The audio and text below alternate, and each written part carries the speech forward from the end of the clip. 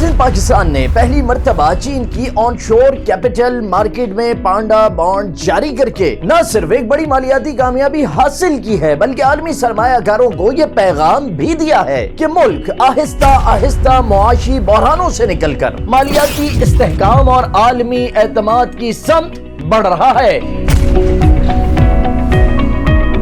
मुशीर वजारत खजाना खुरब शहजाद के मुताबिक पाकिस्तान ने 1.75 अरब युआन यानी तकरीबन 25 करोड़ अमरीकी डॉलर के मुसावी रकम 3 साला मुद्दत के लिए सिर्फ 2.5% शरह सूद पर हासिल की। ये शरह सूद इस लिहाज से गैर मामूली समझी जा रही है कि माजी में पाकिस्तान को आलमी मालियाती मंडियों से कर्ज हासिल करने के लिए कहीं ज्यादा शरह सूद अदा करनी पड़ती थी। इस बॉन्ड के इजरा के दौरान सरमायाकारों की जानिब से 8.8 अरब युआन से जायद की बोलियां मौसूल हुई, जो कि असल पेशकश से 5 गुना ज्यादा थी। इस गैर मामूली दिलचस्पी ने इस तासुर को तकवीयत दी कि आलमी सरमायाकार अब पाकिस्तान की मईशत को ज्यादा मुस्तहकम और काबिल एतमाद समझने लगे हैं। लेकिन यहाँ ये समझना जरूरी है कि बॉन्ड दरअसल होते क्या हैं। मालियाती दुनिया में बॉन्ड एक ऐसी दस्तावेज या मुआहदा होता है जिसके जरिए कोई हुकूमत, इदारा या कंपनी सरमायाकारों से कर्ज हासिल करती है। बॉन्ड खरीदने वाला शख्स या इदारा दरअसल कर्ज देने वाला होता है, जबकि बॉन्ड जारी करने वाला कर्ज लेने वाला समझा जाता है। बॉन्ड जारी करने वाला इस बात का पाबंद होता है कि मुकर्ररा मुद्दत के दौरान एक तयशुदा शरह के मुताबिक सूद अदा करेगा और मुद्दत पूरी होने पर असल रकम वापस करेगा। मिसाल के तौर पर अगर कोई हुकूमत 3 साला बॉन्ड जारी करती है तो इसका मतलब ये होता है कि वो सरमायाकारों से रकम लेकर 3 साल तक इस्तेमाल करेगी। इसी दौरान तयशुदा वक्फों से सूद अदा करेगी और 3 साल मुकम्मल होने पर असल रकम वापस कर देगी और इसी सूद को अमूमन कूपन रेट कहा जाता है। बॉन्ड बुनियादी तौर पर कर्ज की एक रस्मी और काबिल तिजारत शक्ल है जिसे मालियाती मंडियों में खरीदा और फरोख्त भी किया जा सकता है। बॉन्ड और शेयर में बुनियादी फर्क भी अहम है, क्योंकि शेयर खरीदने वाला किसी कंपनी में मिल्कियत का हिस्सा हासिल करता है, यानी वो कंपनी का जुज़वी मालिक बन जाता है, जबकि बॉन्ड खरीदने वाला मालिक नहीं बल्कि कर्ज ख्वाह होता है। अगर किसी कंपनी या हुकूमत को फौरी सरमाया दरकार हो लेकिन वो अपनी मिल्कियत किसी और को मुंतकिल ना करना चाहती हो तो वो बॉन्ड जारी करती है।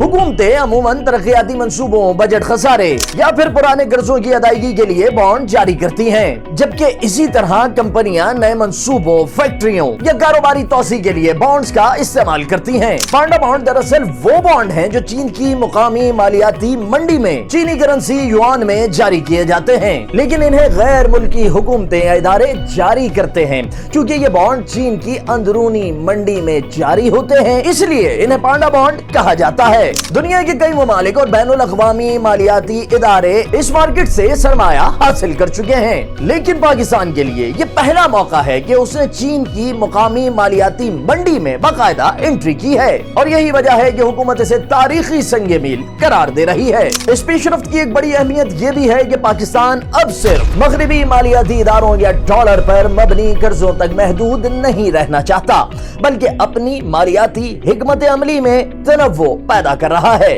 माजी में पाकिस्तान ज्यादातर IMF, world bank, euro bonds के दोस्त ममालिक के ज़खायर पर इन्हिसार करता था, लेकिन अब चीन की मकामी मार्केट तक रसाई से एक नया दरवाजा खुला है। इससे पाकिस्तान को मुस्तकबिल में कम लागत पर ज्यादा सरमाया हासिल करने का मौका मिल सकता है, और खास तौर पर ऐसे वक्त में कि जब आलमी मालियाती मंडियों में शरह सूद बुलंद है और तरक्की पजीर ममालिक के लिए कर्ज लेना महंगा होता जा रहा है। पांडा बॉन्ड की कामयाबी में एक अहम उनसर एशियाई तरक्याती बैंक और एशियन इंफ्रास्ट्रक्चर इन्वेस्टमेंट बैंक की हिमायत भी है। इन इदारों की पुष्ट पनाही से सरमायाकारों को यह एतमाद मिला कि पाकिस्तान की अदायगी की صلاحیت نسبتاً محفوظ ہے اور اسی وجہ سے پاکستان نسبتاً کم شرح سود پر قرض حاصل کرنے میں کامیاب رہا۔ اگر یہ ادارے ضمانتی یا تکنیکی معاونت فراہم نہ کرتے تو ممکن ہے سرمایہ دار زیادہ شرح سود کا مطالبہ کرتے۔ خرم شہزاد اور وزارت خزانہ اس پیش رفت کو پاکستان کی معاشی بحالی کے ثبوت کے طور پر پیش کر رہے ہیں۔ ان کے مطابق مہنگائی میں کمی، کرنٹ اکاؤنٹ استحکام، زر مماثلت ذخائر میں بہتری اور مالیاتی نظم و ضبط نے عالمی سرمایہ کاروں کے اعتماد کو بحال کیا ہے۔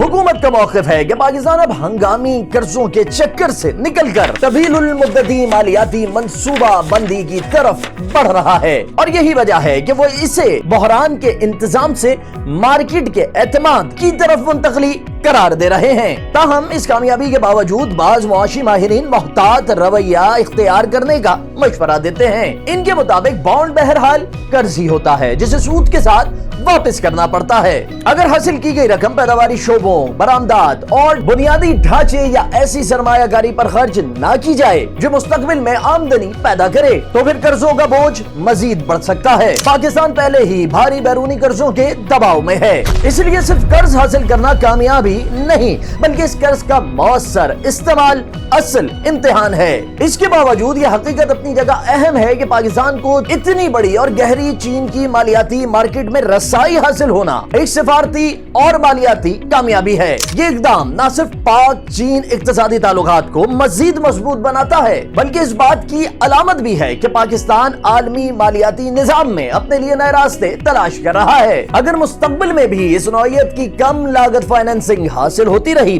اور معیشت میں استحکام برقرار رہا تو پاکستان اپنے قرضوں کے ڈھانچے کو نسبتاً بہتر اور پائیدار بنا سکتا ہے۔ پاکستان کے پہلے مالیاتی بانڈ کا اجرا محض ایک مالیاتی لین دین نہیں بلکہ ایک علامتی پیش رفت بھی ہے۔ یہ اس کوشش کا حصہ ہے کہ جس کے ذریعے ملک خود کو ایک ایسے معاشی راستے پر ڈالنے کی کوشش کر رہا ہے جہاں عالمی سرمایہ کار پاکستان کو صرف ایک بحران زدہ معیشت کے طور پر نہیں بلکہ ایک ابھرتی ہوئی مارکیٹ کے طور پر دیکھیں۔ اب سوال یہ ہے کیا حکومت اس اعتماد کو مستقل معاشی اصلاحات، برآمدی ترقی اور مالیاتی نظم و ضبط کے ذریعے برقرار رکھ پاتی ہے یا نہیں؟